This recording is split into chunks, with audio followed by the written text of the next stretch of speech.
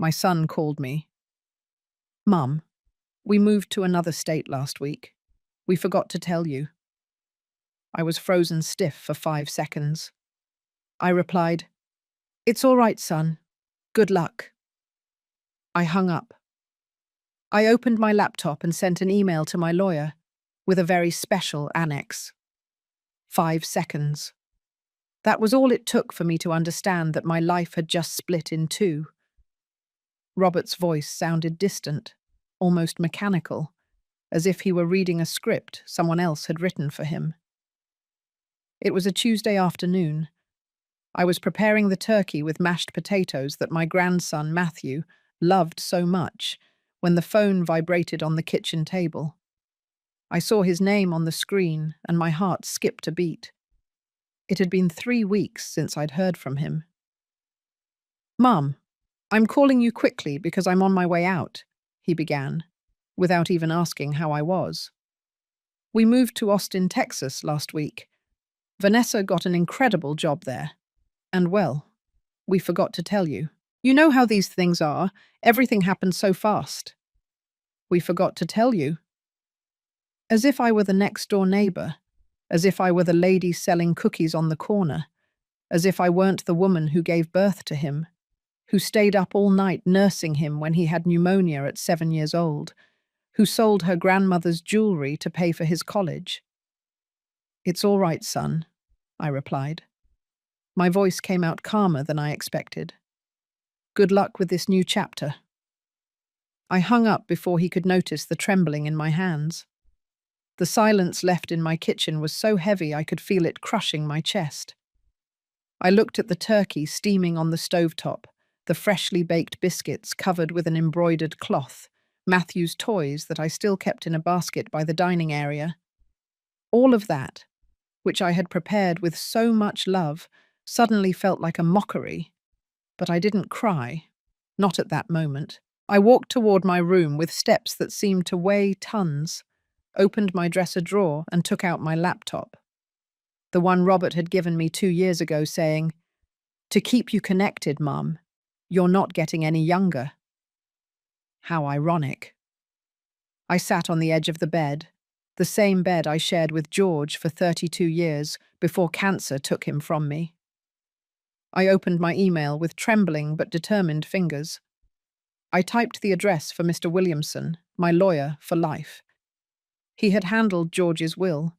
He had been there when I inherited the property in the Upper West Side, that piece of land that is now worth more than $3 million. The same property where, just 8 months ago, I agreed to let Robert and Vanessa build our family home. Our home. What a joke. I drafted the message short, direct, without drama. "Mr. Williamson, I need us to start the process we discussed last week. I'm attaching all the documentation. It's time to act." And here came the best part. The annex. That file I had been secretly preparing for months, while they thought I was just a silly, sentimental old woman. Photographs, screenshots, audio recordings, copies of the documents I signed, without reading carefully, according to Vanessa, bank statements, everything. Every documented humiliation, every lie, every cent they took from me. I pressed send and closed the laptop with a dry click that echoed in my empty room. Because here is the truth that no one tells you when you are a mother. There is a moment when love meets dignity at a crossroads, and you have to choose. For years I chose love. I swallowed humiliations. I closed my eyes to disrespect. I justified the unjustifiable. "It's just that Vanessa comes from a difficult family," I would tell myself. "It's just that Robert is stressed with work. It's just that being a daughter-in-law isn't easy." Lies, I told myself, so I wouldn't have to face the most painful truth. My son had become a stranger, and I had allowed myself to be made an inconvenience in my own life. But that call, that "we forgot to tell you," spoken with such indifference, was the final straw. Or rather, it was the hammer blow that shattered the glass into 1,000 irreparable pieces. I got up from the bed, went back to the kitchen and turned off the stove. The turkey could wait, or maybe no one would ever eat it. It didn't matter anymore. What mattered was that for the first time in 4 years, ever since Vanessa entered our lives like a silent hurricane, I had made a decision, and this time, no one but me would be in control. I looked out the window onto the street. The children were playing soccer. Mr. Peterson was watering his plants.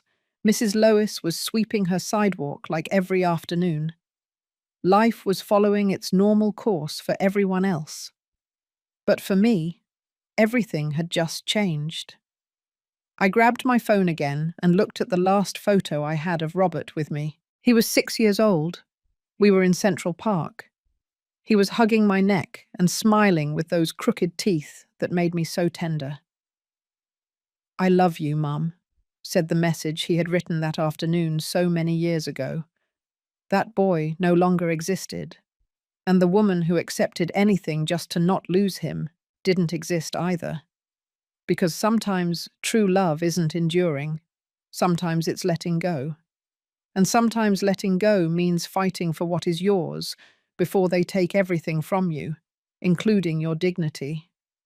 I put the phone in my pocket and took a deep breath. In 72 hours, my son would receive a legal notification that would change everything. And when that happened, he would finally understand that forgetting to tell your mother you moved has consequences, because I hadn't forgotten anything. Absolutely nothing. If this story is touching your heart or reminds you of someone close to you, don't leave. Subscribe to the channel to continue accompanying me on this story, because what's coming, believe me, you cannot miss it. 4 years ago, when Robert called me to tell me he wanted to introduce me to someone special, I felt that emotion only a mother can understand. My son, my only son, had finally found someone who made him happy after so long focused only on his job as an engineer. It was a Sunday in October. I had prepared the mac and cheese casserole, Robert's favorite dish since he was a kid. I set the table with the linen tablecloth George gave me on our 15th anniversary. I took out the good china. I even bought fresh flowers for the centerpiece. I wanted everything to be perfect. When the doorbell rang, I wiped my hands on my apron and opened the door with a huge smile. Vanessa was almost 5 feet 7 inches tall. She wore very high heels that made her seem even more imposing. And she wore a wine-colored pantsuit that screamed money. Her brown hair fell perfectly over her shoulders. Her makeup was impeccable. She was beautiful. I couldn't deny it. But there was something in her eyes, something I couldn't decipher at that moment. "Nice to meet you, Mrs. Helen," she said, extending her hand instead of giving me a hug. Her handshake was firm, almost aggressive. "Robert has told me so much about you." Robert was glowing. I had never seen him like that, with that light in his eyes, that unwavering smile. He was truly in love, and I wanted him to be happy. So I ignored that little voice inside me that told me something wasn't right. During the meal, Vanessa talked non-stop about her job at a consulting firm, about her trips to Chicago and San Francisco, about her ambitious plans. Robert barely got a word in. He just stared at her, mesmerized, while she dominated every second of the conversation. "What a cozy house," Vanessa said, looking around my dining room. The way she pronounced cozy made me feel as if she had said small or old-fashioned. "Robert told me you've been here for almost 30 years. 32, I corrected, trying to keep my tone friendly. "I grew up here. My son grew up here. This house has history." Sure. History is important," she replied with a smile that didn't reach her eyes. "Although sometimes you have to know when it's time to move on, don't you think?" That was the first sign, but I let it go. The following months were a whirlwind. Robert came to visit me less and less. Before, he would spend Sundays with me, help me with house repairs, and we would talk for hours over coffee. Now everything was excuses. Vanessa wants us to go to that new restaurant. We have plans with Vero's friends. Her family invited us to the Hamptons. Her family as if his own didn't exist. In February, 6 months after meeting her, Robert called me excited. Mum, I proposed to Vanessa and she said yes. We're getting married in August. 6 months of dating. 6 months to decide to spend the rest of your life with someone. Don't you think it's too fast, son? I dared to ask. You're barely getting to know her. Mum, when you find the right person, you know it. You and Dad got married pretty fast, didn't you? He was right about that. George and I had gotten married a year after meeting. But it was different, or so I wanted to believe. The wedding was at an elegant venue in Napa Valley. Vanessa wanted everything perfect, everything controlled. I offered to help with the expenses. After all, I was the groom's mother. Don't worry, Mrs. Helen, Vanessa told me with that condescending smile. My parents have already covered everything.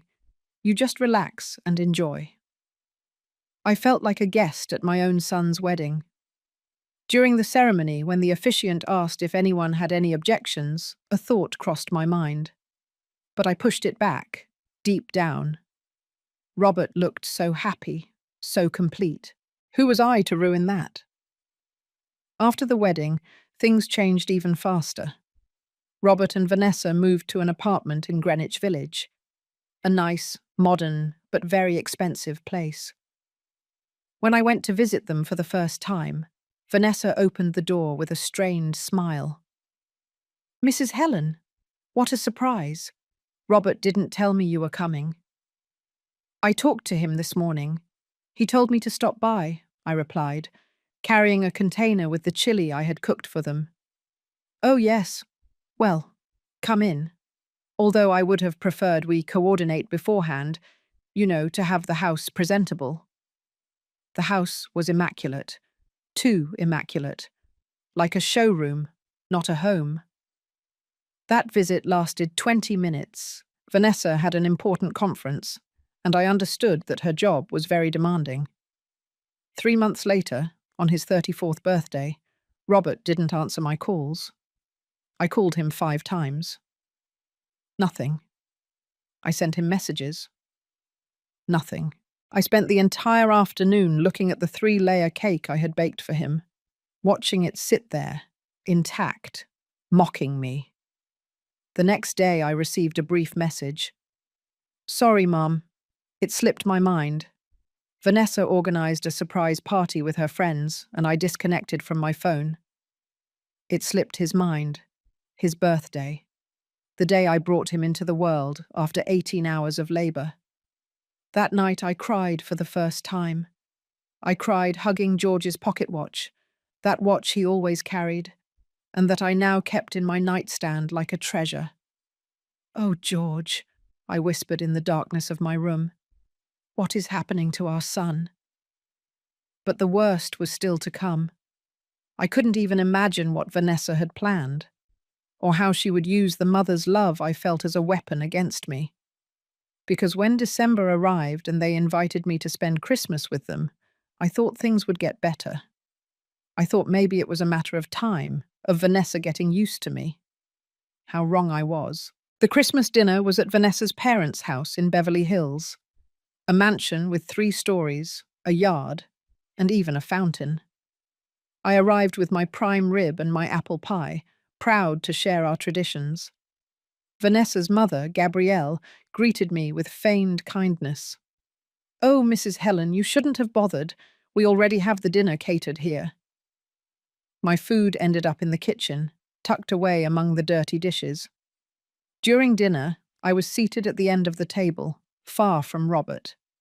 I heard laughter, toasts, conversations I wasn't a part of. At one point, Vanessa raised her glass and said, I toast to this beautiful family that welcomed me, to my parents-in-law who are no longer with us, but who would surely be proud of Robert. George wasn't there, but I was. I was there, alive, present, invisible. Robert didn't even correct his wife. He just toasted with a smile. That night I returned home by cab, alone, while everyone else was still celebrating. And there, in the back seat of that car that smelled of pine and old cigarettes, I made a decision. I was not going to beg for a place in my son's life anymore. If they wanted to push me away, let them try, but it wouldn't be as easy as they thought. The following months were like watching someone die in slow motion. Every unanswered call, every excuse, every "I'll call you later, Mom" that never came, was like tearing a piece of my soul away. February arrived with its cold air and its empty promises.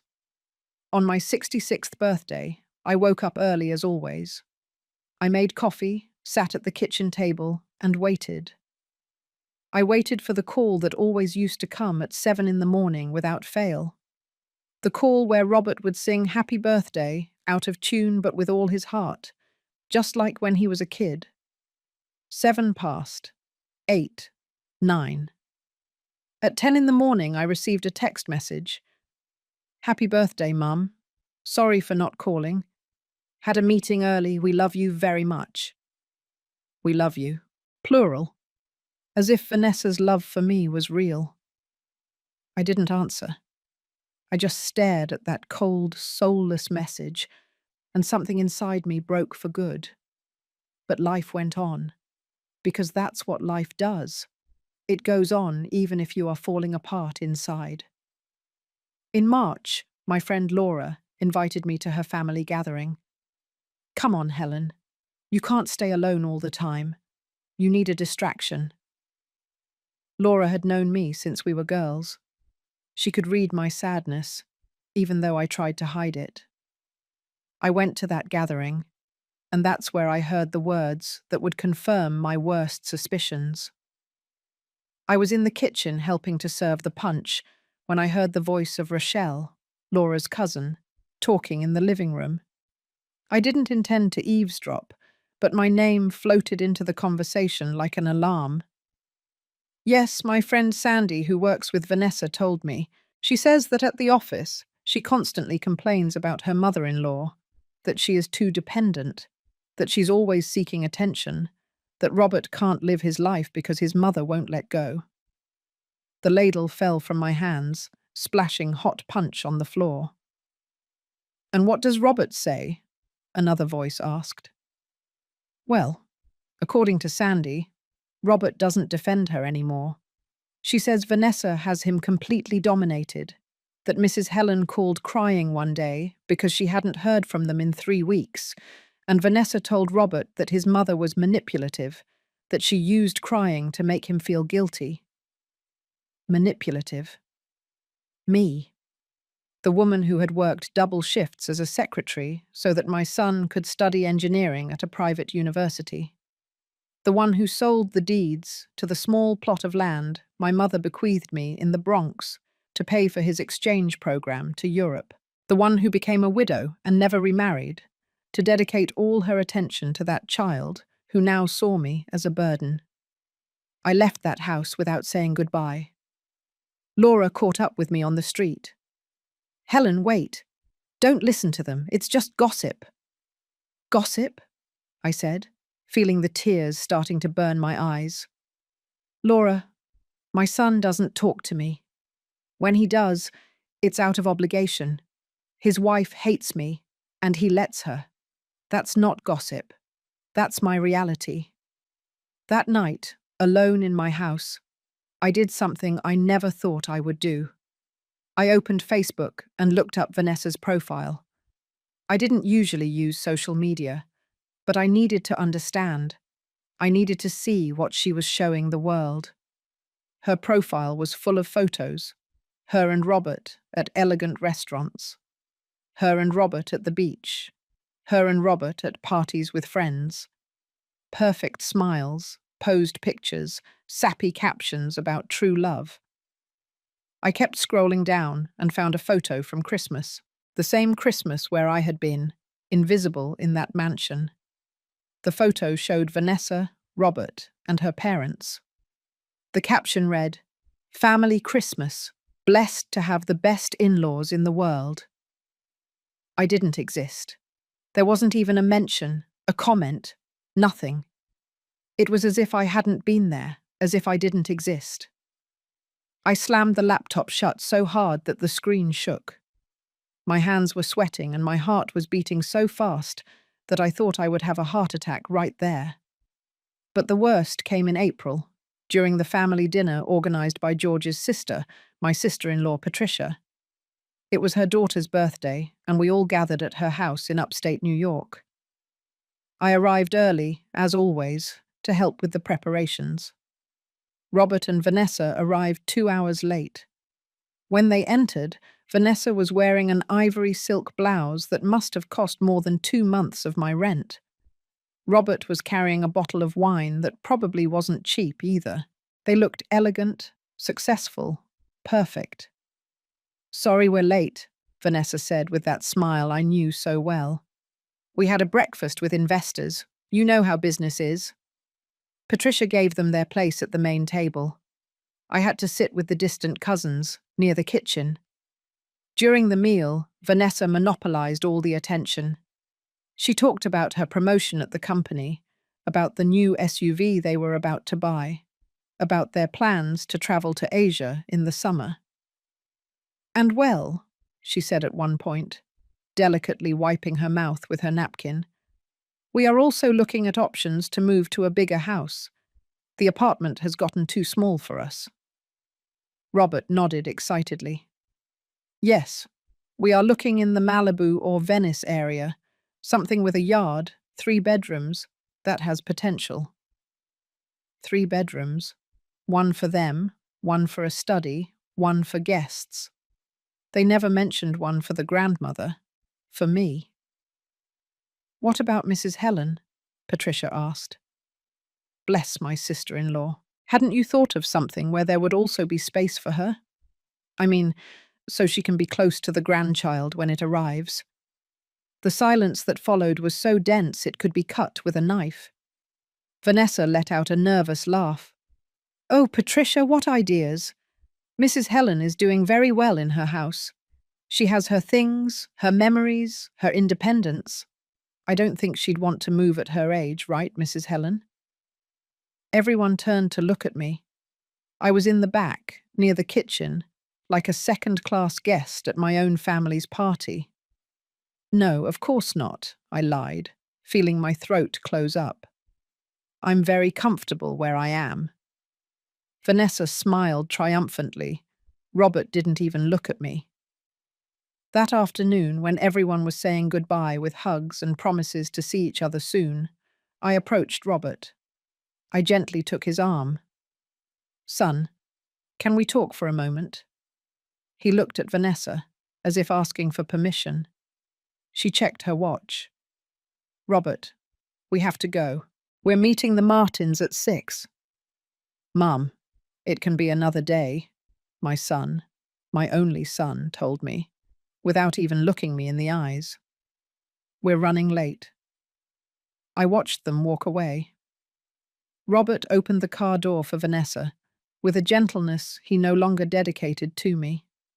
She got in elegantly, without looking back, without saying goodbye. Patricia approached and put a hand on my shoulder. "Helen, that woman is not good for Robert. Anyone can see it." "But he doesn't see it," I whispered. "Or he doesn't want to see it." That night, back in my empty house, I sat in the dark living room. I didn't turn on the lights. I didn't turn on the TV. I just stayed there, in the same armchair where Robert and I used to watch movies on Fridays, where he did his homework while I knitted, where we laughed and talked until we fell asleep. Now that armchair was just mine. And the house, so full of memories, felt like a mausoleum. But something was changing inside me. It wasn't just sadness. It was something darker, colder. It was the beginning of the end of my patience. Because it's one thing to be ignored, and another very different thing to be erased. And Vanessa was erasing me, line by line, from my son's life. What she didn't know was that I still had ink. and I was about to write my own ending. May arrived with its suffocating heat and with a call that would change everything. It was Saturday morning. I was watering the plants in the yard when the phone rang. Robert. My heart gave a foolish, hopeful leap, as if it were the first time he had called me in months. "Mum, how are you?" His voice sounded strangely cheerful, almost forced. "It's been a long time since we talked." 3 months. 3 exact months since we had had a real conversation. "Here, son, same old, same old." "That's good. That's good. Listen, Mum. Vanessa and I want to stop by this afternoon. We have something important to tell you. Something that is going to make you very happy. Something important. How ironic. When something truly important had happened in my life, like when I had my gallbladder removed last year, he wasn't there. He arrived at the hospital when I was already in recovery, with a wilted bouquet of flowers he had clearly bought at the gas station. "Of course, son. I'll wait for you." I hung up, and a strange sensation ran through my body. It wasn't excitement. It was something more like a premonition, that intuition that mothers develop after years of knowing their children. I spent the afternoon cleaning, cooking. I made iced tea, cut up some fruit, made potato and bacon sliders. Part of me still wanted to please him, still sought his approval as if he were that 7-year-old boy who hugged me and told me I made the best food in the world.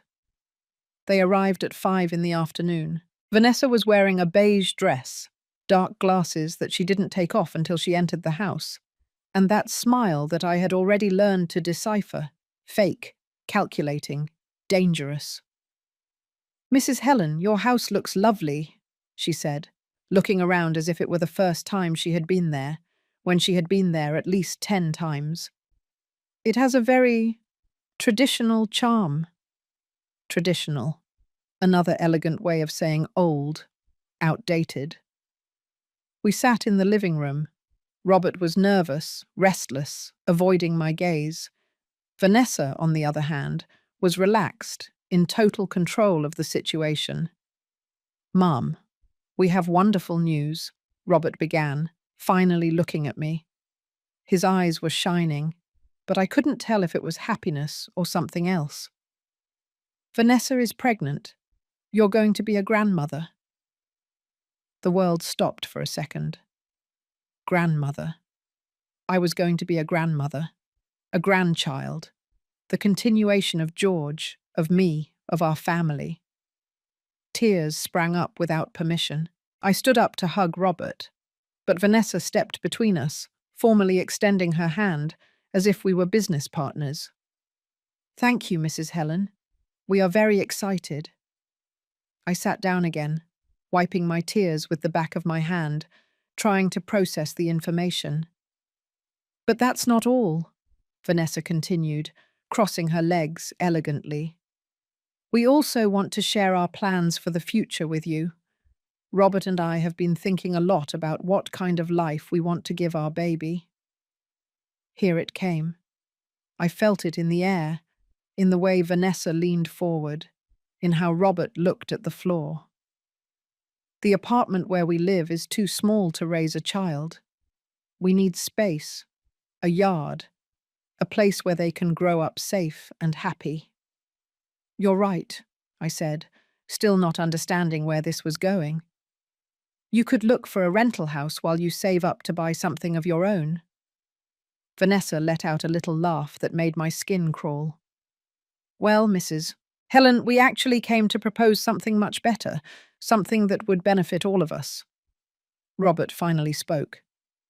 "Mum, we've been thinking about your property, the one in the Upper West Side, the one Dad left you." "My property?" "The property that George bought 20 years ago with all his life savings. The property that had increased in value year after year because the area became one of the most desirable in the city. 15,000 square feet in a prime location. My inheritance, my security." What about my property? I asked, feeling my mouth go dry. Well, Vanessa took over as if it were her conversation, her decision.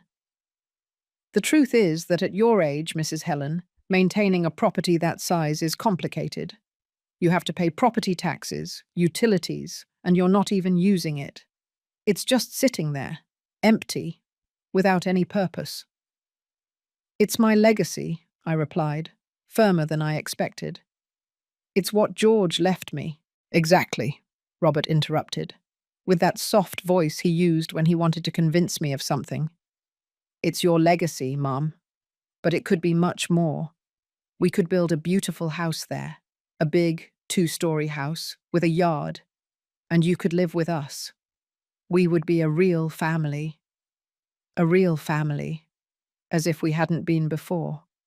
As if the last 4 years of distance and disdain were just my imagination.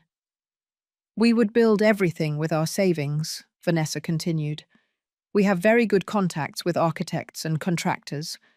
We would do something modern, functional, and obviously we would have a special space for you, Mrs. Helen.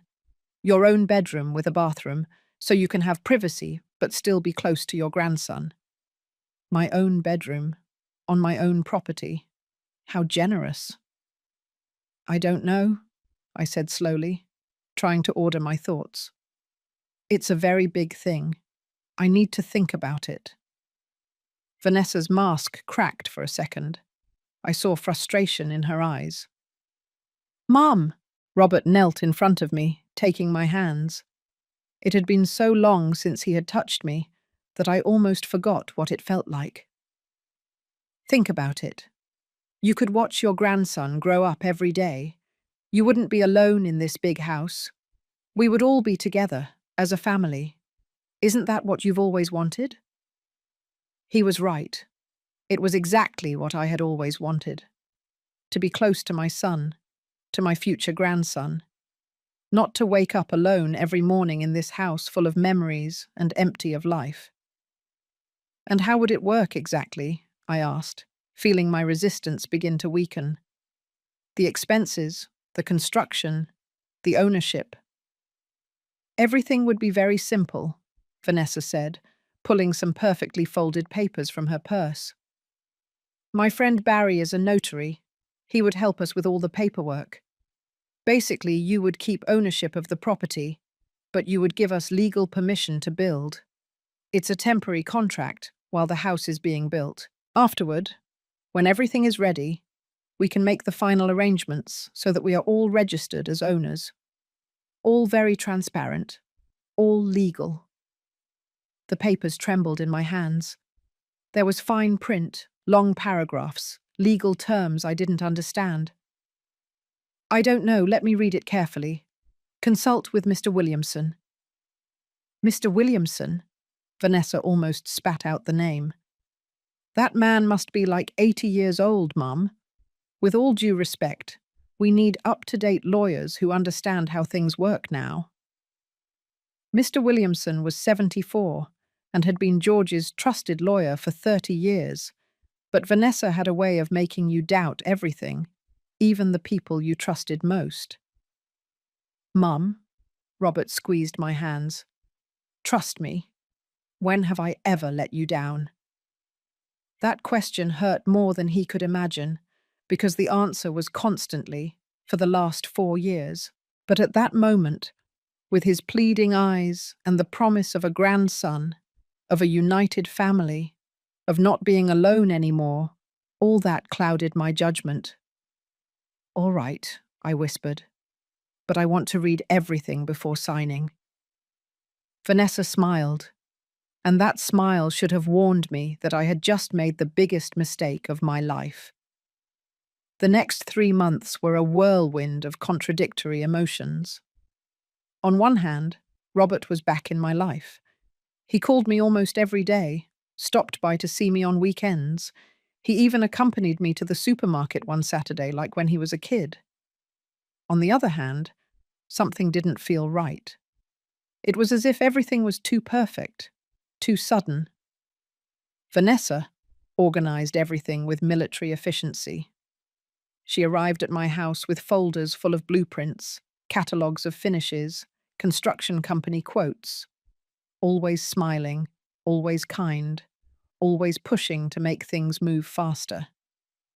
Mrs. Helen, look how beautiful these porcelain floors would look in the living room, she would say, showing me decorating magazines.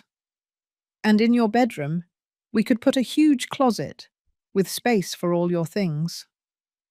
My bedroom. Every time she said it, something in my stomach twisted. One afternoon in July, Vanessa arrived with Barry, the notary. He was a man in his mid-40s, expensive suit, practiced smile, handshake that was too firm. Mrs. Helen, it's a pleasure. Vanessa has told me wonderful things about you, he said, opening his briefcase on my dining table. We are going to make this quick and simple so you don't get complicated. Quick and simple. Those words should have alarmed me. He put a stack of documents in front of me. This is just a temporary authorization so that your son can start construction on the property. You maintain full ownership. Don't worry, it's just paperwork. And why can't he build without this paper? I asked, trying to understand. Barry let out a condescending laugh. Oh, madam. The bank won't lend money for construction if the person applying for the loan doesn't have some document that demonstrates their right to build on the property. It's simple bureaucracy. Nothing to worry about. Robert was sitting next to me, nodding with every word the notary said. It's normal, Mum. All banks ask for the same thing. I took the pen Barry handed me. It weighed like it was made of lead. I looked at my son, searching his eyes for some sign of doubt, of warning. I only saw excitement, hope, that light that had been extinguished for years. I signed. 1, 2, 3 pages, my full name on each dotted line. Perfect, Barry said, quickly putting away the papers. In 2 weeks we should have the loan approved and we could start construction. They kept their word. 2 weeks later, the machinery arrived at my property. The noise of the tractors, the dust, the constant movement of workers transformed that quiet space into an organized chaos. Robert took me to see the progress every week. Look, Mum, here's where the kitchen will be. Huge, with a central island. And back there is your room, with big windows to let in the sun. By September, the walls were already up. It was a beautiful house, I couldn't deny it. 2 stories, modern facade, wide windows. Vanessa had designed every detail. One Sunday, while we were having lunch at my house, Vanessa dropped the bomb. Mrs. Helen, we have wonderful news, she said, stroking her 5-month belly. The baby is a boy. He's going to be named Matthew, after my grandfather. Matthew. They didn't even consider naming him George after his paternal grandfather. What a nice name, I lied, feeling a pang in my chest. And well, with the baby coming, we need to speed up construction, Vanessa continued. The problems are that the budget is running a little higher than expected. Materials went up. You know how the situation is. Robert cleared his throat, uncomfortable. Mum, we were thinking. Well, the property is yours. The house is going to be for everyone. Could you help us with a part of the construction? There it was. The real reason for all this sudden reconciliation. How much do you need? I asked, although I already knew the answer would be high. $850,000, Vanessa said without blinking. I know it sounds like a lot, but it's an investment. It's for the house where your grandson is going to grow up. $850,000. The savings I had from my retirement, from George's life insurance, from years of work. My financial cushion, my security. It's all I have, I whispered. We know, Mum. Robert took my hand. And that's why it means so much to us.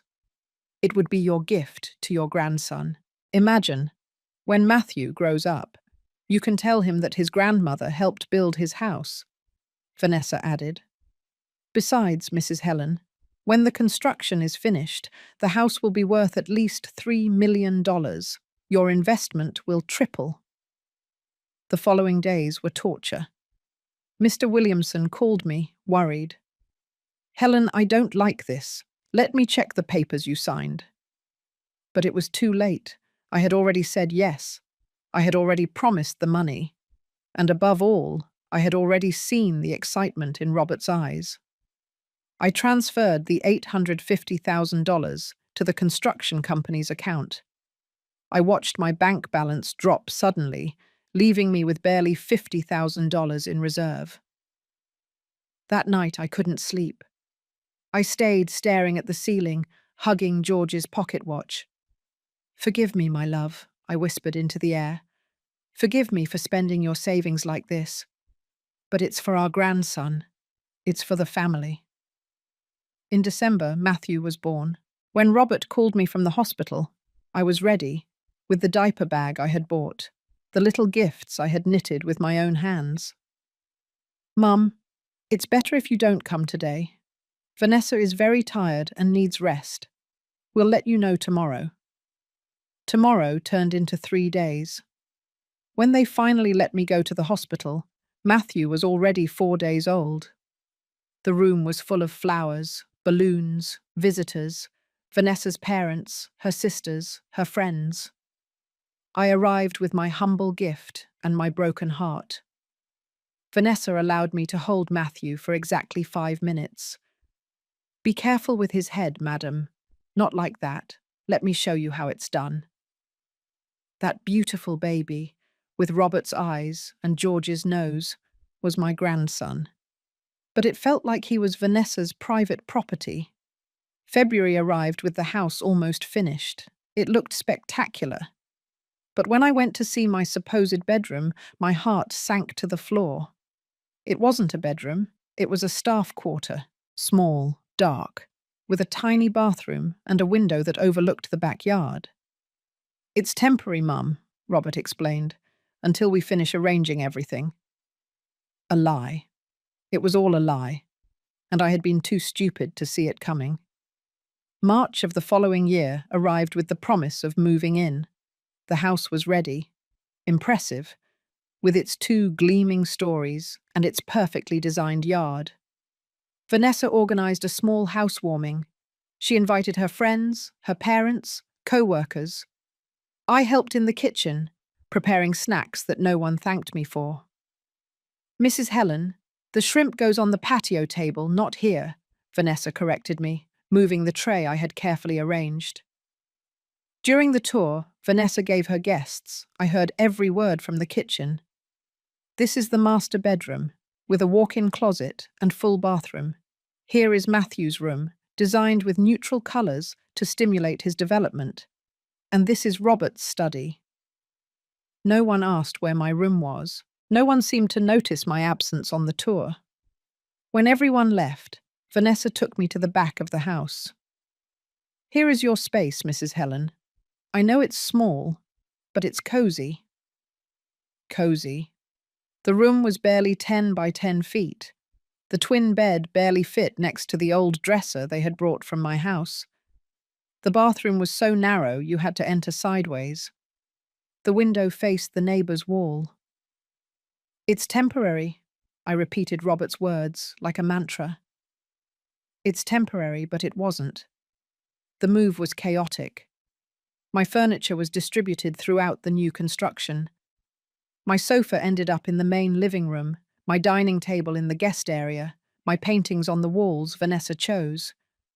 All my things scattered everywhere, but nothing truly mine.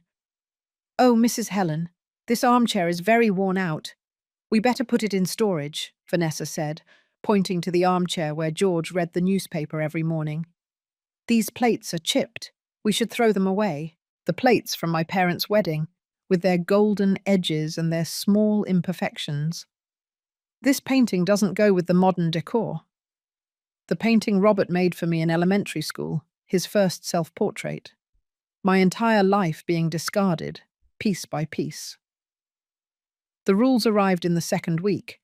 Vanessa called them cohabitation agreements, and wrote them on a sheet of paper that she taped to the refrigerator with a magnet. Kitchen hours, 7 to 8 a.m. and 6 to 7 p.m. Outside these hours, please do not use the stove. Do not receive visitors without giving 24 hours notice. Laundry days, Tuesday and Friday. Maximum 2 loads. Prohibited from entering Matthew's bedroom without authorization. I read that list, feeling the humiliation burn my cheeks. Prohibited from entering my own grandson's room.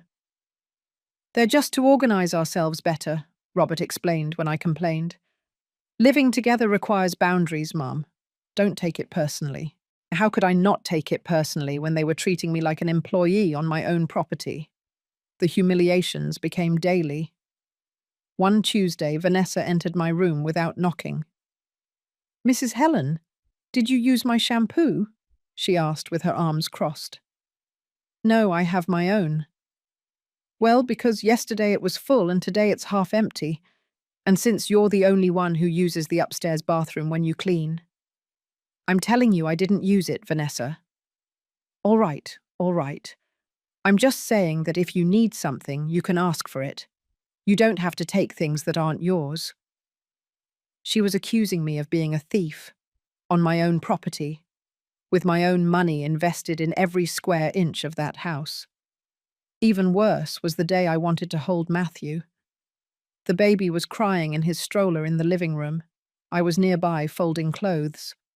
I picked him up, rocking gently as I had rocked Robert 34 years ago. Vanessa ran down the stairs. "What are you doing, Mrs. Helen?" "Nothing. I was just calming him down. I have told you 1,000 times not to hold him without washing your hands first. The germs, madam." "The germs." She snatched Matthew from my arms as if I were a threat, as if I were a dangerous stranger. "I washed my hands." I lied, feeling the tears wanting to come out. "No, you didn't. I saw you. You were folding clothes and then you touched him. Please, be more careful with my son." My grandson. Not her son. My grandson. May brought another surprise. We were having dinner, one of the few moments where the three of us shared the table. "Mrs. Helen, we need to talk about something important," Vanessa began, delicately wiping her mouth. Robert stopped eating, staring at his plate. "The truth is that the household expenses are very high. The water, the electricity, the gas, the property tax. Everything went up a lot." "I can help," I offered. "I have my pension." "Yes, well, that's precisely what we wanted to talk about. We believe it would be fair for you to contribute a proportional part of the expenses." "Of course, no problem." "How much?" Vanessa slid a piece of paper across the table. It was a detailed list. Electricity, water, gas, internet, property tax, maintenance. At the end, in red numbers, suggested monthly contribution, $4,500, $4,500, almost half of my pension. "That's a lot," I stammered. "Mrs. Helen, you live here, you use the services, you can't expect everything to be free." "But I put $850,000 into the construction and the property is mine." Vanessa's face hardened. "The property is yours, but the house is ours. We paid for the construction, the finishes, everything. Your contribution was voluntary, no one forced you." I looked at Robert, hoping he would defend me, that he would say something. "Mum, it's fair. We all have to contribute." That night, alone in my little room in the back, I did the math. With the monthly payment, I would have barely $3,000 left for food, medicine, transportation, everything, and I still had to pay for health insurance. I sat on the edge of the bed and took George's watch from the nightstand drawer. "They're stealing from me, my love," I whispered to the watch.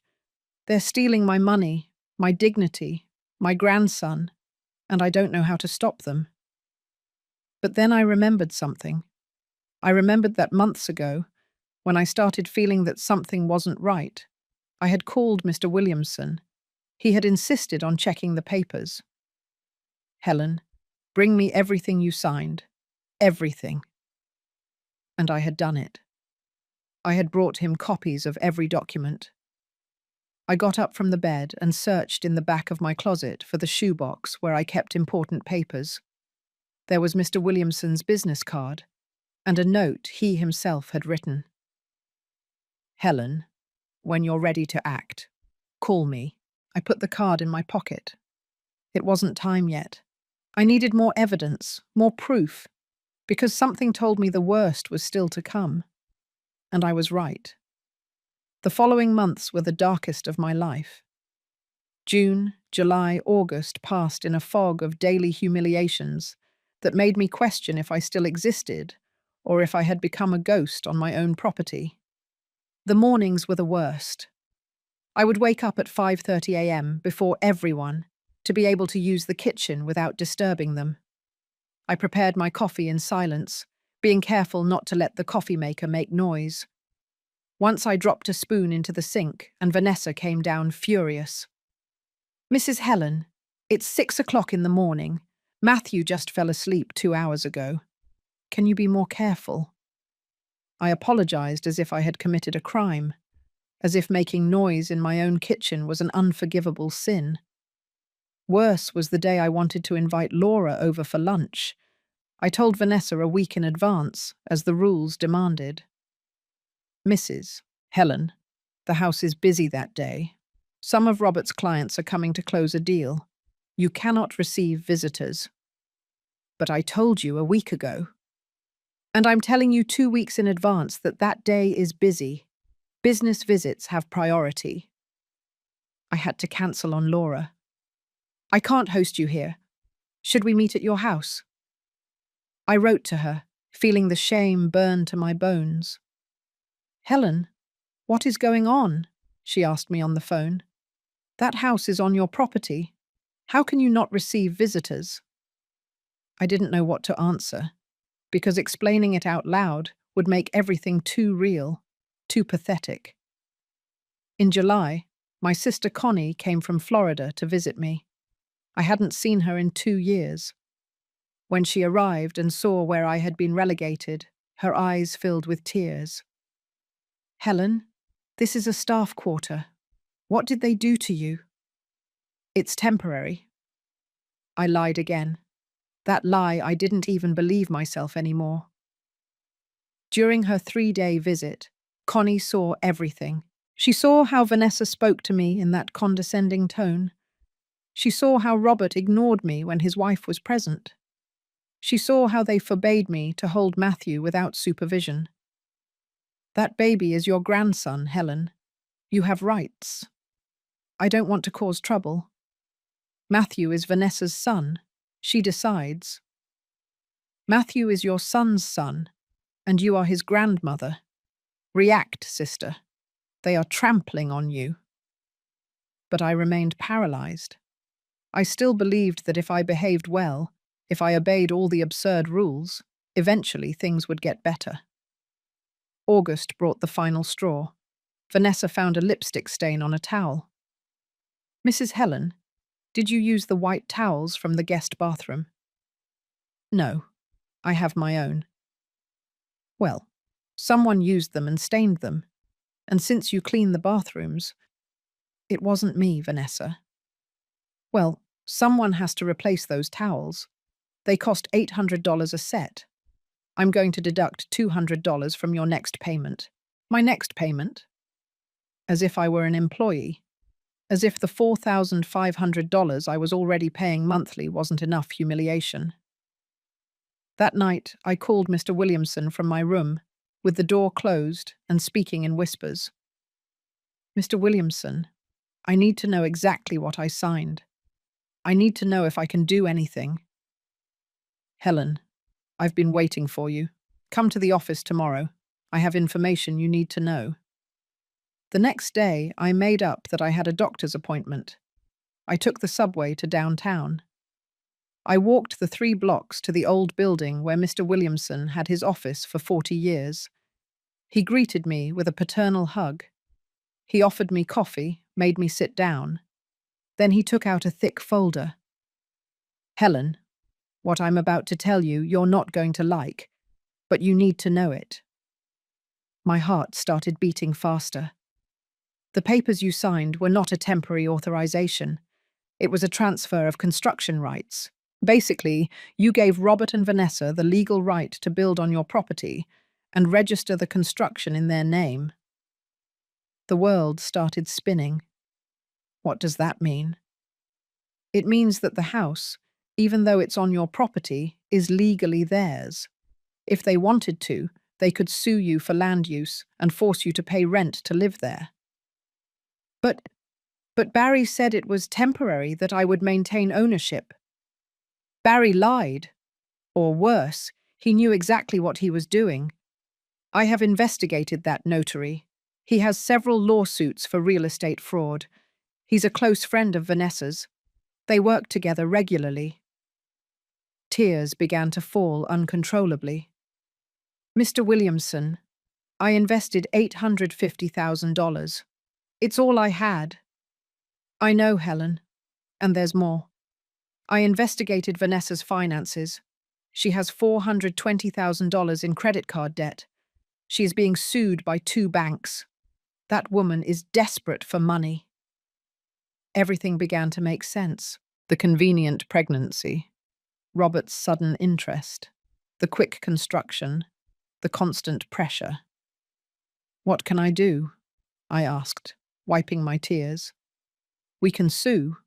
We have grounds for fraud, to recover your investment, to fight for the property. But I need you to bring me more evidence, recordings, messages, documents, everything you can get. I left that office a changed person. I was no longer the naive grandmother who believed in her son's good intentions. I was a woman who had just realized she had been scammed by her own family. I bought a small recorder at a downtown stall, $400 that hurt to spend, but that I knew was an investment. On the way back home, or what was left of it, Vanessa was waiting for me at the door. Where were you, Mrs. Helen? I looked for you all afternoon. Matthew was crying, and I needed you to watch him while I worked. I had a doctor's appointment, I told you. Well, next time leave your phone on. I called you like 10 times. I checked my phone. There were no missed calls. That night, in my room, I turned on the recorder and hid it in the pocket of my robe. From that moment on, every conversation, every humiliation, every absurd order was recorded. September arrived with the rent collection. Vanessa called me to the living room. Mrs. Helen, the $4,500 monthly is no longer enough. The utilities went up. Starting this month, it will be $6,000. $6,000, more than half of my pension. I can't pay that, Vanessa. Then we'll have to look for other alternatives. Maybe it's time for you to look for a more affordable place to live. The recorder in my pocket captured every word, every veiled threat, every attempt to get me off my own property. And I kept gathering evidence. I continued to be the obedient old woman who didn't cause trouble, because now I had a plan. Now I knew exactly what I had to do. I was just waiting for the perfect moment to act. October found me transformed. On the outside, I was still the same submissive Helen, the one who asked permission to use her own kitchen, the one who bowed her head to every order from Vanessa. On the inside, I was a woman on a mission, a woman who documented every injustice with the precision of a detective. The recorder became my best ally. I carried it in the pocket of my robe, in my grocery bag, hidden among the cleaning rags when I cleaned. Every conversation was recorded, every humiliation, every threat, every lie. One afternoon, while pretending to clean Robert's study, I found something that chilled my blood. On his desk, half hidden under some papers, there was a document from the bank, a statement for a mortgage loan.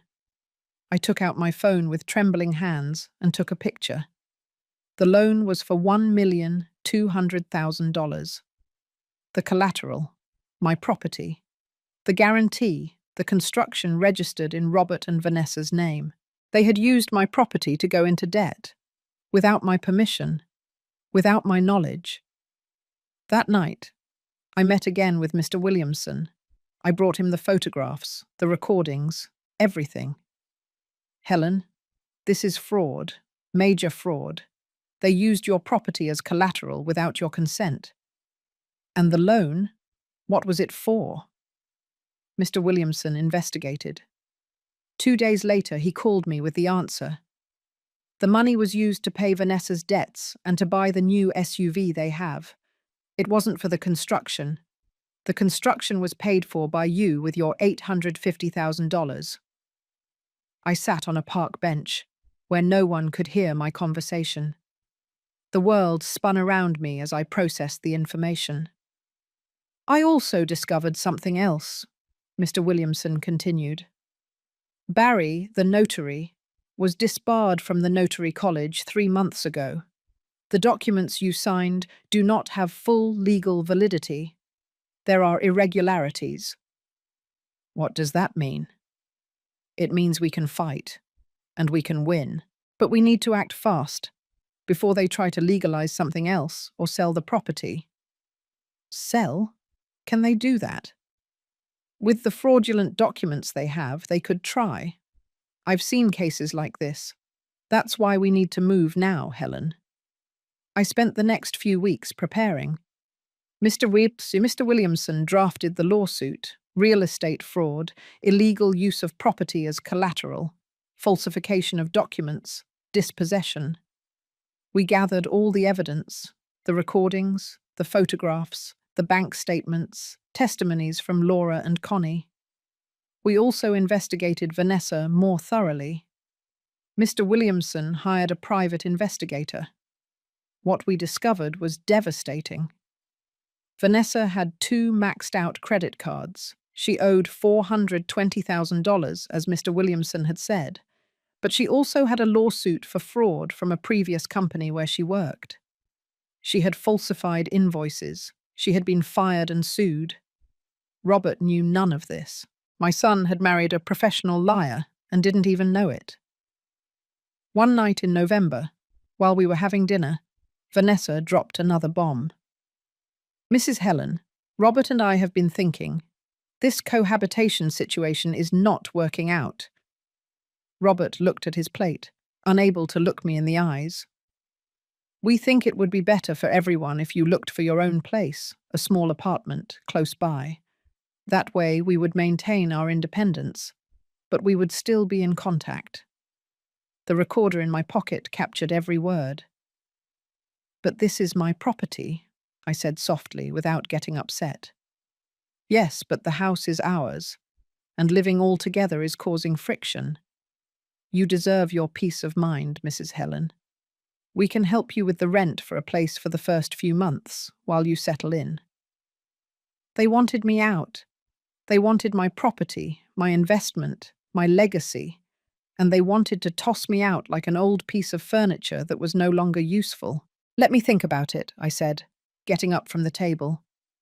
In my room, I called Mr. Williamson. It's time.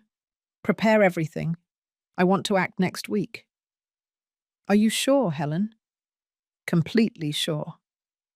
The following days were the most difficult of my life, continuing to feign normalcy, knowing what was coming, watching Robert play with Matthew, knowing that in days our relationship would change forever.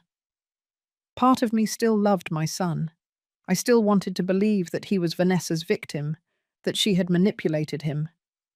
But another part, the part that had awakened after months of humiliation, knew the truth. Robert had chosen. He had chosen money, comfort, the easy life, and he had sacrificed me in the process.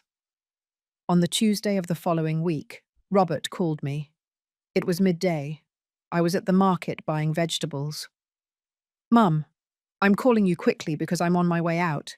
We moved to Austin, Texas last week. Vanessa got an incredible job there.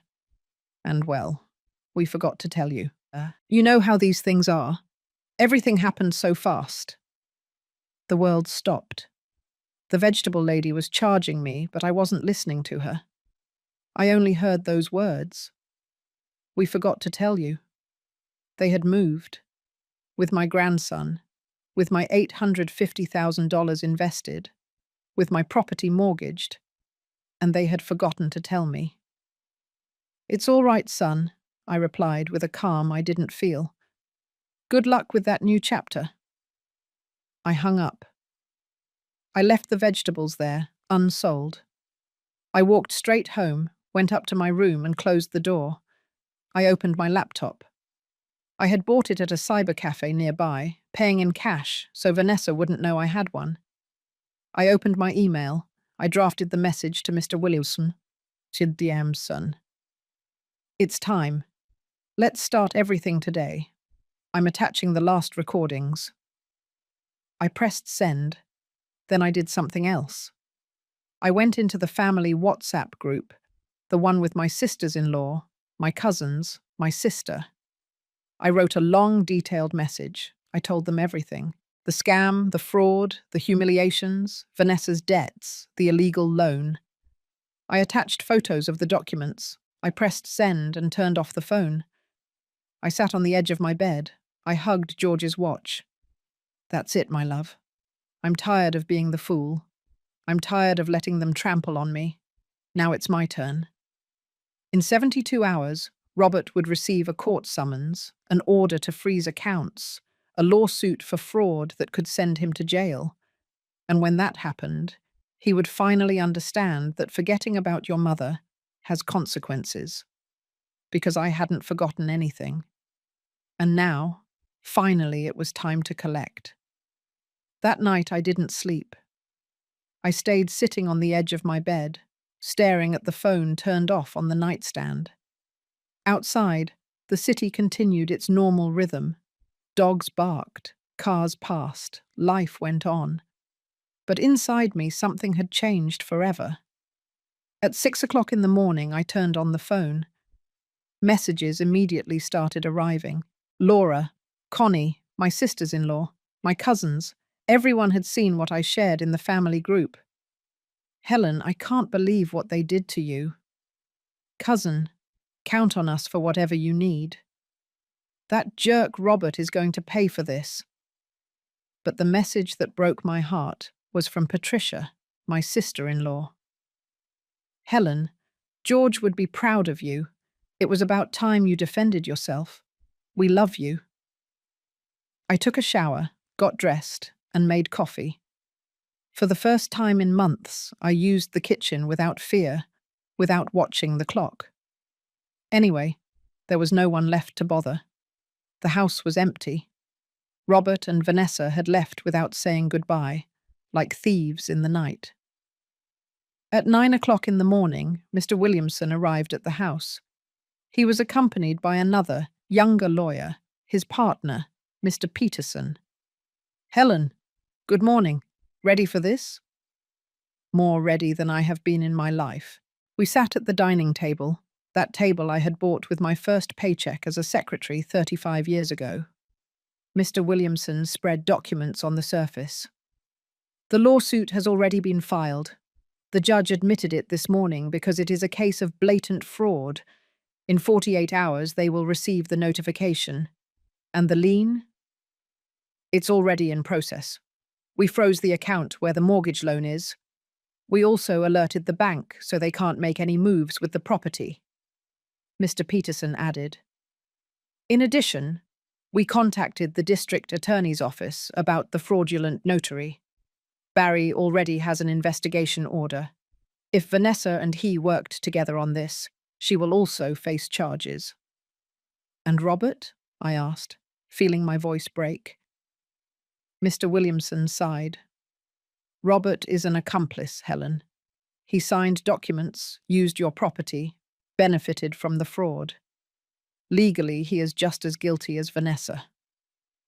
I nodded, swallowing my tears. My son, my only son, the boy who had grown up in this house, who had played in this yard, who had promised to take care of me forever. There's something else you need to know, Mr. Williamson continued. We investigated the job offer in Austin, Texas. It doesn't exist. Vanessa doesn't have a job there. They moved to run away, to get away before you could react. So what are they going to do? Probably try to sell the house quickly before we catch up with them legally. That's why we acted so fast. The property is already frozen. They cannot sell it without facing criminal consequences. I spent the rest of the day in a strange state of alert. Every time the phone rang, my heart jumped. But Robert didn't call. Neither did Vanessa. Absolute silence. On Thursday afternoon, 48 hours after sending my email, I received the call I had been waiting for. Robert. I let it ring 3 times before answering. Mom? His voice sounded desperate, broken. Mum, what did you do? Good morning, Robert. Don't give me that. We just got a summons from the court. Are you suing us? You? My own mother? Yes. I'm suing you and your wife for fraud, dispossession, and illegal use of my property. Are you crazy? We did everything in good faith. You agreed to everything. I agreed under false pretenses. I signed documents that I was told were temporary, when they were actually a transfer of rights. You used my property as collateral for a loan without my authorization. And you spent my $850,000 on paying Vanessa's debts and buying an SUV. Silence on the other end. Mum, I didn't know. You didn't know what, Robert? You didn't know that your wife has $420,000 in debt. You didn't know that she was fired from her previous job for fraud. Or you didn't know that you had me living in a staff quarter after investing all my savings in your house. Mum, please, we can fix this. It doesn't have to go to court. You should have thought about that before moving without telling me, before forgetting you had a mother. It was a last-minute decision. Vanessa got a job and... Vanessa doesn't have a job in Austin, Robert. We already investigated. You left to run away, because you knew what you had done. Another silence. Longer. Heavier. What do you want, Mum? Money? The house? Tell me what you want, and we'll fix it. I want justice. I want you to face the consequences of your actions, and I want to regain my dignity. You're going to ruin us. The lien left us with no money. We have a baby, Mum. Your grandson. My grandson, who you wouldn't let me hold. My grandson, who I forgot how to be a grandmother to when you forgot to tell me you were moving. Please. Robert's voice broke. Mum, please. I'm your son. Those words hurt more than I expected. I closed my eyes. I squeezed George's watch that I was carrying in my pocket. That's exactly why it hurts so much, Robert. Because you are my son, and yet you betrayed me. Mum. You have a preliminary hearing on Monday. I suggest you get a good lawyer. Mr. Williamson will not be merciful. Wait. Don't hang up. I hung up. I turned off the phone. I sat on the living room sofa, the same one where Robert used to fall asleep watching cartoons. The tears I had been holding back finally came out.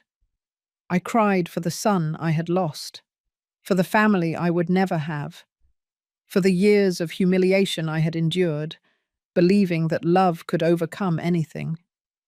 But I also cried with relief, because for the first time in years I had defended my dignity. I had said enough. And although it hurt, although it broke my heart, I knew I had done the right thing. Laura came over that night with food. She sat with me in silence, holding my hand. Do you think I did the right thing? I asked her. You did what you should have done years ago, Helen. No one has the right to treat you like that, not even your own son. That night, I slept better than I had in months.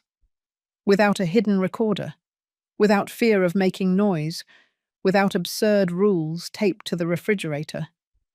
Because finally, after so long, I felt like the owner of my own life again. The weekend was an agony of silence. Robert did not call again. The phone remained silent, mocking me with its turned-off screen, but I knew that the calm was only the prelude to the storm. On Monday at 8 o'clock in the morning, Mr. Williamson picked me up to go to the preliminary hearing. I put on my best dress, the brown one George had given me on our last anniversary. I put my hair up in an elegant bun. I wanted to look dignified, strong, not like the broken old woman they had tried to make me. The courthouse was downtown. Old building, echoing hallways, people waiting on worn wooden benches. Mr. Williamson led me to a small room. "Breathe, Helen. You'll see that everything will be fine." At 9 o'clock sharp, we entered the courtroom. And there they were. Robert in a suit, with dark circles, haggard. Vanessa in a discreet black dress, her hair pulled back, minimal makeup. She tried to look vulnerable, like a victim, but I already knew her game. We looked at each other. Robert immediately looked down. Vanessa held my gaze with pure, undisguised hatred. The judge entered and the hearing began. He read the charges: real estate fraud, falsification of documents, illegal use of property as mortgage collateral, dispossession. Their lawyer, a young guy in a cheap suit, tried to argue that everything had been a misunderstanding, that I had given my consent, that it was a family dispute that did not warrant legal action. Mr. Williamson destroyed every argument with surgical precision. He presented the recordings where Vanessa threatened to kick me out. He presented the documents of the fraudulent loan. He presented the report on Barry, the corrupt notary. "Your Honor," Mr. Williamson said firmly, "my client is a 68-year-old woman who was systematically dispossessed of her legacy by her own son and daughter-in-law. She invested $850,000 of her only savings, believing she was building a family home.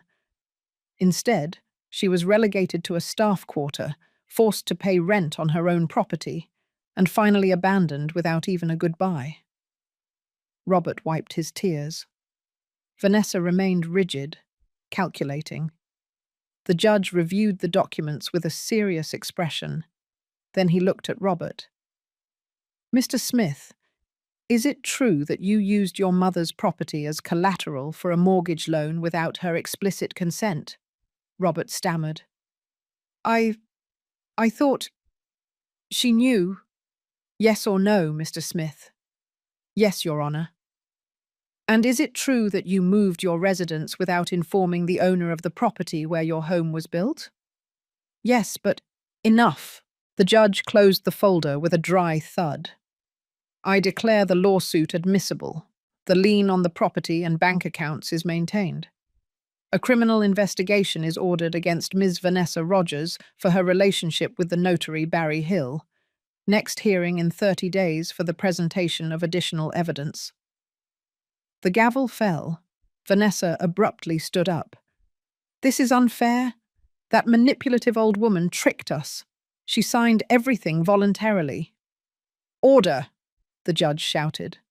"Ms. Rogers, one more outburst, and I will hold you in contempt.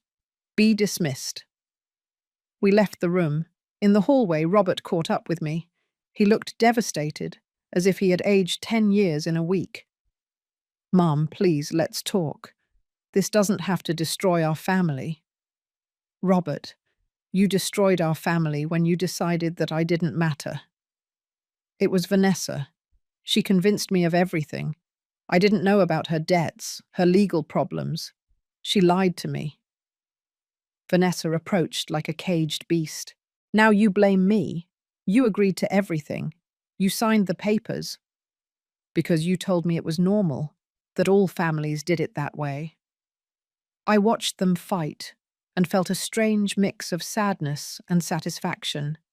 The perfect mask of their marriage was falling apart. Mr. Williamson took my arm. "Let's go, Helen. You don't have to witness this." But Vanessa wasn't finished. She stood in front of me with her arms crossed. "This isn't over, madam.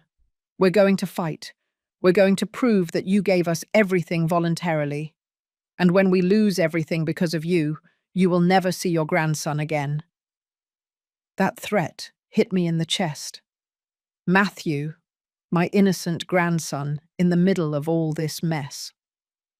"Matthew is the only thing that hurts me in all of this," I replied with a trembling but firm voice. "Because he is not to blame for having a fraudulent mother and a cowardly father. But I'm not going to let you use that child as a shield to get away with it. You are a bitter woman who can't stand to see her son happy." "I would be happy to see my son happy. But you are not making him happy, Vanessa. You are just dragging him down into your pit of lies and debts." Robert stepped between us. "Enough, both of you." I looked him in the eyes, those eyes that once looked at me with the pure love of a son. "Robert, you still have time to do the right thing. You can testify in my favor, admit what you did, try to repair the damage, or you can stay with her and sink completely." "She is my wife, Mom. She is the mother of my son." "And I'm your mother, the woman who carried you, raised you, gave you everything. But it seems that means nothing to you anymore." I turned around and walked toward the exit with Mr. Williamson. Behind me, I heard Vanessa's screams, Robert's crying, the chaos of their world crumbling. Outside, the sun shone with an almost offensive intensity, as if the universe ignored that my heart was broken into pieces. "You did very well, Helen," Mr. Williamson told me. "I know it hurts, but you are on the right side. And what if I lose my son forever? If you lose him to defend your dignity, then he was never truly yours." Those words accompanied me all the way home. The house was empty, yes, but now it was also free. Free of absurd rules, of scornful looks, of daily humiliations. That afternoon, alone in my room, I received a message from an unknown number. It was a photo of Matthew playing with blocks, and a text. "Your grandson, who you will never see again. I hope your revenge was worth it. Vanessa." I cried, hugging George's watch. I cried for Matthew, for Robert, for everything that could have been and never would be. But I did not regret it. Because sometimes true love means letting go, and sometimes it means fighting, even if it hurts to the core. The following weeks were an emotional roller coaster. Every morning I woke up expecting to feel regret for what I had done. But it never came. Instead, I felt something I had forgotten. Peace. Mr. Williamson kept me informed of every advance. The investigation into Barry revealed that he had falsified documents for at least another 12 families. Vanessa had been his accomplice in 3 of those cases, receiving commissions for referring clients. She was a professional scam artist, and Robert had just been her most convenient victim. "Helen, there's news," Mr. Williamson told me one late November afternoon. "Robert wants to talk to you. No lawyers, no Vanessa, just the 2 of you." My first instinct was to refuse, but something in me, that part that was still a mother, needed to hear him. We met at a neutral coffee shop, one of those impersonal places, full of people who didn't know us. Robert arrived 15 minutes late. He had several days of beard growth, deep, dark circles. His suit was wrinkled. He looked destroyed. He sat across from me without saying anything for a long minute. He just looked at me as if he were seeing a ghost. "Mom, he started, but his voice broke. "Speak, Robert. That's why you came. You were right. About everything. Vanessa lied to me from the beginning. The debts, the previous frauds, her relationship with Barry. None of what she told me was true." And when did you realize? 2 weeks ago. I found emails between her and Barry. They planned everything before they even met me. She investigated me, Mum. She knew about the property you inherited from Dad before I even mentioned it to her. She sought me out on purpose. Those words should have given me satisfaction, but I only felt sadness. Sadness for my son. So naive, so manipulated. And Matthew? Robert's eyes filled with tears. Vanessa is using him. She is threatening not to let me see him if I testify in your favor. She says she will say I am a negligent father, that I let you mistreat our son. Me? Mistreat Matthew? I could barely hold him. I know, Mum, and I'm sorry. I'm sorry for everything. I'm sorry for how we treated you. I'm sorry for stealing from you. I'm sorry for not defending you when she humiliated you. I'm sorry. His voice was lost in sobs. Seeing my son cry broke my heart, but I wasn't going to give in. Not yet. Robert, apologies are fine, but I need more than words. I know. That's why I came. I'm going to testify. I'm going to tell the truth about everything, about how Vanessa planned everything, about the fraud, about how we treated you. I'm going to face the consequences. And Vanessa? I already filed for divorce. Mr. Williamson referred me to a lawyer. I'm going to fight for custody of Matthew, although I know it will be difficult. I reached my hand across the table and touched his. It was cold, trembling. Son, you did terrible things. You hurt me in ways I didn't know were possible. But you are still my son, and if you are willing to do the right thing, to face the truth, then we can try to rebuild something. Will you forgive me? Forgiving you will take time. Trusting you again will take even longer. But I'm willing to try. As long as you understand one thing, I will never again allow myself to be treated the way I was treated. I will never again be the convenient mother who accepts crumbs of attention. I don't want you to be that, Mum. I want you to be my mother, the strong woman who raised me, the one who taught me that doing the right thing sometimes hurts, but it's necessary. 2 weeks later was the second hearing. This time Robert sat on my side. His testimony was devastating. He told everything. How Vanessa manipulated him, how they planned to use the property, how they relegated me to the staff quarter, how they charged me rent. Vanessa looked at him with pure hatred as he spoke. Her lawyer tried to discredit him, but the evidence was overwhelming. The emails between her and Barry, the falsified documents, the testimonies from neighbors who had seen how they treated me. The judge listened to everything with an increasingly severe expression. When the declarations ended, he took just 5 minutes to deliberate. I have seen many cases in my career, but this one is particularly painful, he began. A mother dispossessed by her own family, an elderly woman treated as an inconvenience on her own property. Vanessa tried to interrupt, but her lawyer stopped her. Therefore, he ruled in favor of the plaintiff, Mrs. Helen Smith, the immediate return of the amount of $850,000 is ordered, plus interest and damages. The mortgage loan is annulled after being obtained through fraud. The ownership of the construction is reverted to Mrs. Smith. Vanessa jumped up, screaming, "We don't have that money, it's impossible." Then the construction will be seized and auctioned. The proceeds of the sale will cover the debt. Furthermore, Ms. Rogers will face criminal charges for fraud. And Mr. Smith, Robert tensed. Mr. Smith has cooperated fully with justice and has shown genuine remorse. Therefore, he will not face criminal charges, but he must pay a fine of $100,000 for his involvement. The gavel fell. I had won. Outside the courthouse, Robert hugged me. Thank you for giving me a chance, Mum.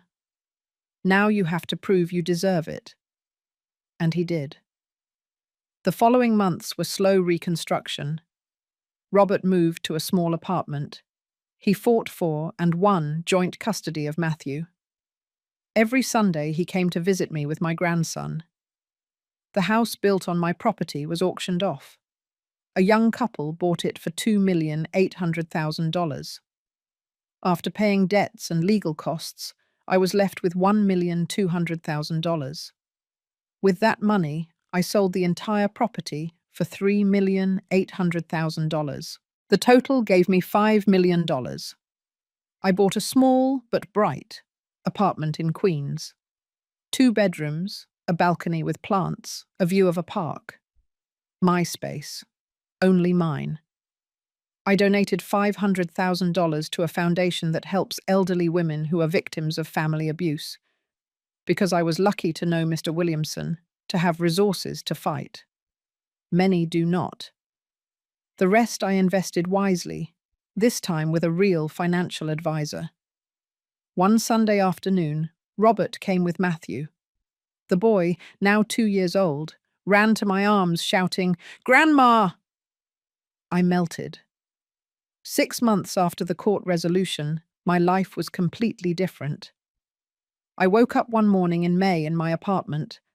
The sun was streaming through the white curtains that I myself had chosen, and for the first time in years, I felt something I had forgotten. Joy. The apartment in Queens had become my sanctuary.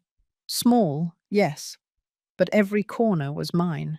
The ivory-coloured walls I painted with Laura's help, the geranium pots on the balcony, the photo of George in the living room next to a new one of Matthew. Here no one told me what time I could cook or when to wash my clothes. Robert kept his word.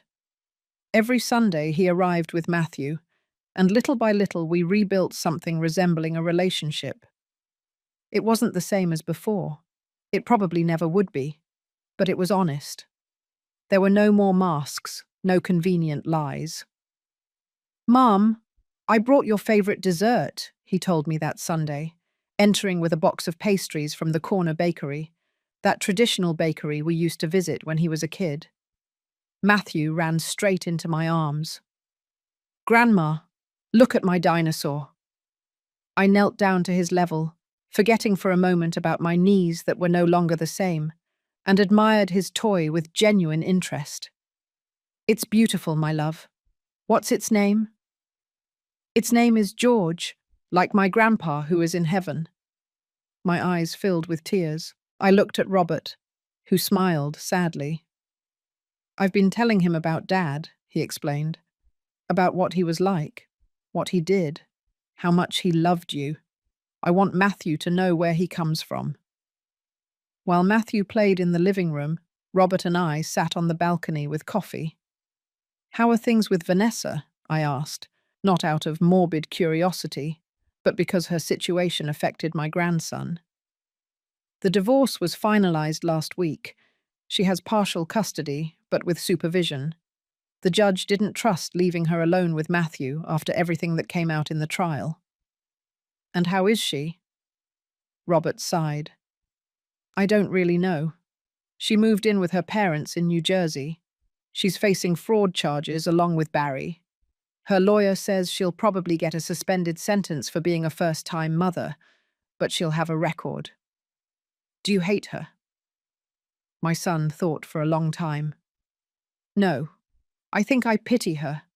She's a person who never learned to live without deceiving. But she's not my problem anymore. My priority now is Matthew and rebuilding my life." "And with me? How do you feel about me?" "Ashamed. Every day. Every time I see this apartment and think it could have been bigger, more comfortable, if we hadn't stolen from you. Every time I see Matthew and think about how they forbade you to hold him." "Robert." "No. Let me finish. I was a terrible son. I chose a woman I had just met over the woman who gave me life. I allowed them to treat you like dirt. And the worst part is that a part of me knew it was wrong, but it was easier to look the other way. And what did you learn from all this? That silence makes you an accomplice, that true love requires courage, and that you, Mum, are the strongest person I know. I took his hand. I'm not strong, son. I just got tired of being weak. That Sunday, after they left, I stayed on the balcony watching the sunset. The city stretched out before me.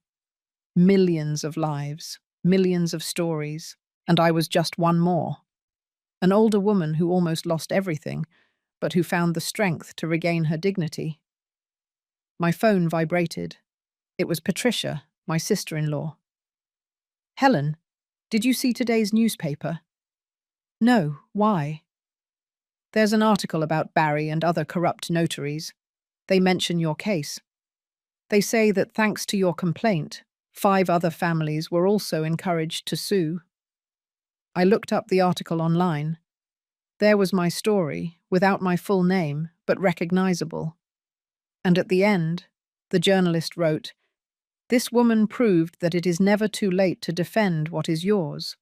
Her courage opened the way for other victims to find justice."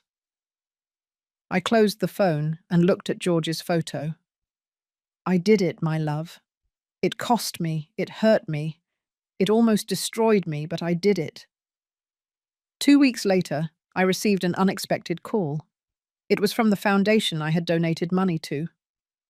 "Mrs. Smith, we would like you to come and give a talk. There are many women going through similar situations to yours. Your story could help them." At first I hesitated.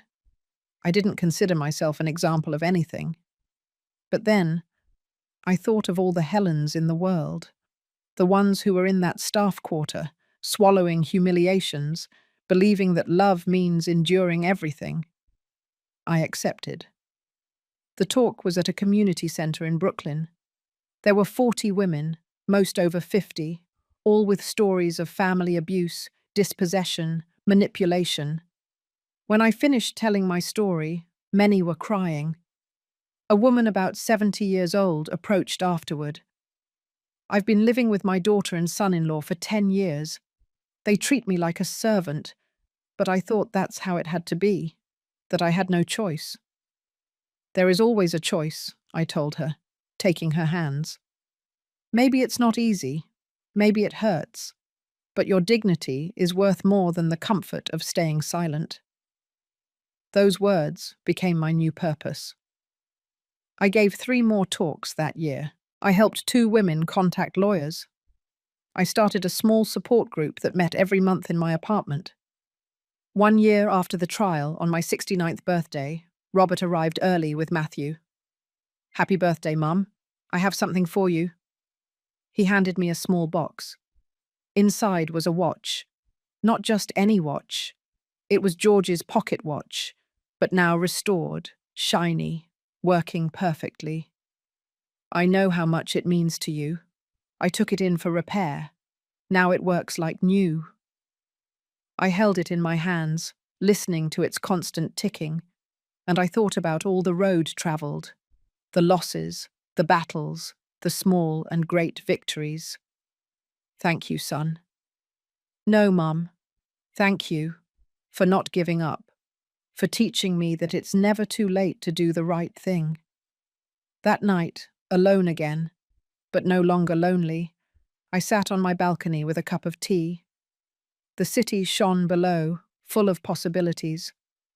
I thought about the Helen of 2 years ago, the one who lived in a staff quarter asking permission to exist. And I thought about the Helen of now, the one who had her own space, her own voice, her own life. 18 months after the trial, I received a certified letter. The envelope was thick, official, with the logo of the Superior Court of Justice. For a moment, the old fear returned. Vanessa had appealed. Was there a new problem? I opened the envelope with trembling hands. But it wasn't what I feared. It was a notification that the case had been definitively closed. Vanessa had been sentenced to 2 years of suspended prison and 5 years of probation for fraud.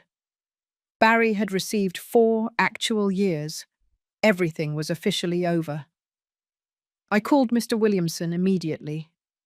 "You saw it, didn't you?" he said with a satisfied voice. "Complete justice, Helen. It doesn't always happen this way." "Mr. Williamson, I can't thank you enough for everything you did for me." "Helen, I just did my job. You did the hard part. You had the courage to defend yourself when it would have been easier to stay silent." That afternoon, I decided to do something I had been postponing. I went to the cemetery where George rested. I hadn't visited his grave in months, busy with my new life, with rebuilding everything I had lost. I cleaned the gravestone carefully. I changed the wilted flowers for fresh gladiolus, his favourites. I sat on the bluish grass, not caring about dirtying my skirt. "It's all over now, my love," I told him softly. "I regained our dignity. I regained the value of what we built together. And although it almost cost me our son, I think in the end I regained him too." The wind blew gently, moving the leaves of the trees. I wanted to believe it was George telling me he was proud. "I wish you could see Matthew. He looks so much like Robert when he was little. He has that same loud laugh, that same curiosity about everything, and he calls me Grandma with so much affections that sometimes I forget all the bad things that happened." I stayed there for another hour, telling him everything. The Sundays with Robert, the talks at the community centre, the women I had helped, my apartment that smelled of coffee and fresh flowers every morning. When I got up to leave, I left something next to the flowers. It was a photocopy of the final sentence. I wanted George to know somehow that I had fought for what he had left me. The following Sunday, Robert arrived with news. "Mum, I got a promotion, regional manager. It's a lot more money, but also more responsibility." "Congratulations, son. Your father would be proud." "There's something else. With the raise, I want to start paying you back. Not everything. I probably can never fully compensate for the $850,000, but I want to try." "Robert, I don't need it." "Yes, you do. And I need to do it. Please, let me try to repair at least some of the damage." I accepted. Not because I needed the money, but because I understood that it was part of his healing process. Every month, Robert deposited $10,000 into my account. It wasn't much for him with his new salary, but for me it represented something more valuable than money. It represented responsibility, maturity, redemption. In October, I turned 70 years old. Robert organized a surprise party in my apartment. It wasn't big. There were no luxuries. Laura, my sister Connie, who traveled from Florida, Patricia with her daughters, some new neighbors who had become friends, and the women from the support group I had formed were there. Matthew ran toward me shouting, "Surprise, Grandma, I helped you choose the cake." It was chocolate, my favorite. Simple, but perfect. During the party, as I watched all those people who truly loved me, who were celebrating with me, not out of obligation, but out of genuine affection, I understood something. I had gained much more than I had lost. Yes, I had lost money. I had lost years of relationship with my son. I had lost the illusion of the perfect family. But I had gained self-respect. I had gained authenticity. I had gained the certainty that I could survive, that I was stronger than I thought. At the end of the night, when everyone had left, Robert stayed to help me clean up. "Mum, can I ask you something?" "Of course, son." "Have you forgiven me? Truly, not just in words." I stopped, putting down the plate I was washing. I looked him straight in the eyes. "Do you know what I learned from all this, Robert? That forgiveness is not an event, it is a process. There are days when I see you with Matthew and my heart is filled with love, and I feel like everything is behind us. There are other days when I remember that staff quarter and I still feel anger. I understand. But what I can tell you is that I chose to let go of the resentment. Not for you, but for me. Because carrying that weight was killing me. So yes, I have forgiven you. But forgiveness does not mean forgetting. It means remembering without pain. Robert nodded with tears in his eyes. That's all I can ask for. That night, after he left, I sat on my balcony like every night, but this time, with George's watch in my hands, listening to its constant ticking. I thought about the Helen who answered that call almost 2 years ago, the one who heard "We forgot to tell you" and felt her world collapse. That Helen was broken, lost, resigned. Now I was different, not better or worse, just different. One who knew how to set boundaries, one who understood that self-love is not selfishness, one who had learned that sometimes you have to break everything to rebuild better. The city shone before me with its millions of lights, its millions of stories, and I was just one more. But I was mine, completely mine. I closed my eyes and breathed deeply. The cool night air, the distant sound of traffic, the scent of the gardenias on my balcony. All of that was real. All of that was mine. And for the first time in years, that was more than enough. 2.5 years after that call that changed my life, I found myself sitting on my balcony again, but this time with a notebook in my hands. One of the women in the support group had suggested I write my complete story. Mrs. Helen, what you went through needs to be told. There are thousands of women who need to know they are not alone, that they can get out of this. So I started writing.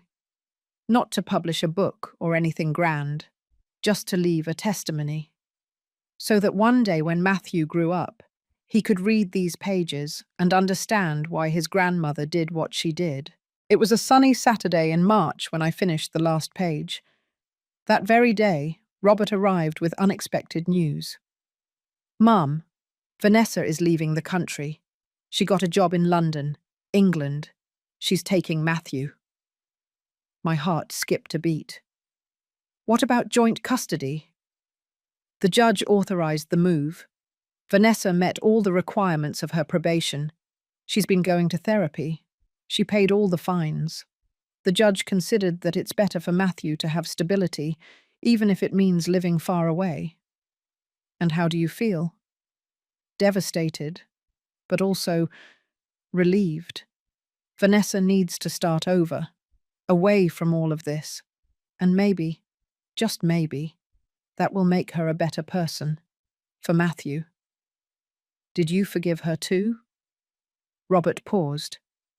I don't know if the word is forgive, but I understood that she is also a victim of her own lies. She grew up believing that money and appearances were everything. She never had an example of real love. In a way, Mum, she's a poorer than us, even if she has that job in Europe. A week later, we all went to the airport. Vanessa looked different. No excessive makeup, simple clothes, her hair pulled back in a simple ponytail. She almost looked human. When she saw me, she hesitated. Then she approached with Matthew by the hand. "Mrs. Helen, she began, but the words got stuck. "Take good care of my grandson," I said simply. "He's the only thing that matters now." She nodded, her eyes glistening. "I will, and I'm sorry for everything. I know it's not enough, but it's the truth." "Then I wish you well, Vanessa. Truly." I knelt in front of Matthew, who was now 3.5 years old. "My love, you're going to a very beautiful place with your mummy. But Grandma will always be here, right? We'll talk on video calls. I'm going to send you letters and drawings." "And my dinosaur George?" he asked in his little voice. "Your dinosaur George is going to watch over you from here, my angel, and your grandpa in heaven too." I hugged him with all my heart, trying to store that moment in my memory for the difficult days that would come. We watched them go through security. Matthew turned back 3 times to wave goodbye with his little hand. Robert was crying silently next to me. "My son is leaving, Mum. He's going far away. But not forever. He'll come back on vacations, and when he grows up, he will decide where he wants to be."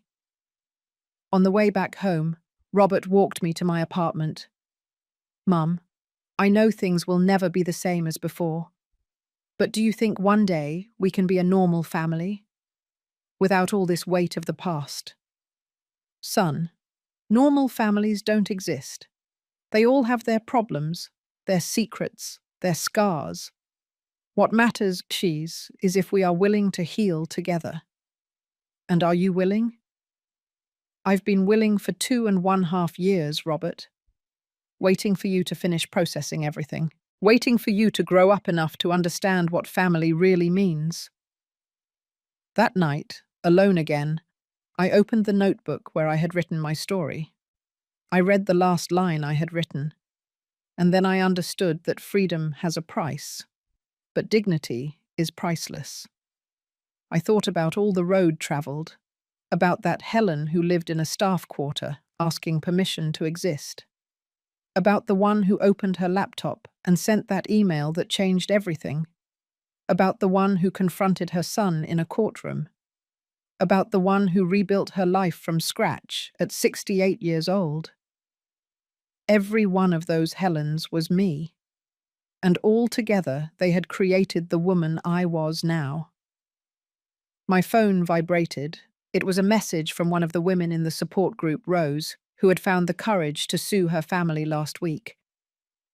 "Mrs. Helen, thank you for teaching me that it's never too late to take back my life.